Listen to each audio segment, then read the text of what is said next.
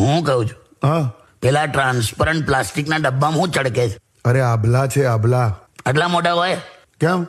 એ પણ આ ડાયમંડ આકારમાં છે આભલા. અરે નવું કરવાનો છું આ નવરાત્રીમાં. આ ડાયમંડ આકારના આભલા છે ને ચોંટાડીને આખી બાંધણી તૈયાર કરવાનો છું. સારું જવા દે. ચા આ એક વાંચજો, હું આ જોરદાર કિસ્સો છે. હા એક દવાખાને બોર્ડ મારેલું કે નવા કેસના 500 રૂપિયા અને જૂના કેસના 200. અચ્છા તો એક ભાઈ પહેલી જ વાર આયા હતા તો એ પૈસા બચાવવા એવું બોલ્યા કે મારો તો જૂનો કેસ છે.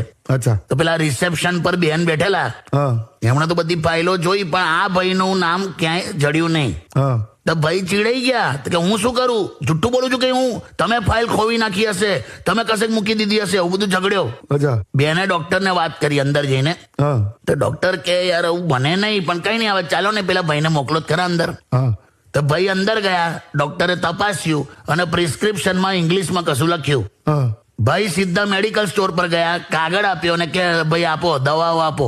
હા તો મેડિકલ વાળો કે ભાઈ આમાં દવા લખી જ નહીં, હે આમાં એવું લખ્યું છે કે બધું બરાબર છે, આગળની જૂની દવા ચાલુ રાખવી. સમજો? બિલકુલ ડોક્ટર સામે હોશિયારી મારવા ગયો તો આવું જ થાય. હા, અમુક લોકો સામે હોશિયારી ના મરાય. કરેક્ટ. એટલે કહું છું પેલો ડબ્બો લાય, પેલામાં કાજુ કતરી છે, આભલા નથી ચમકતા. ઓ એટલે તમને ખબર પડી ગઈ. તો એમને એમ સફેદ નહીં થાય.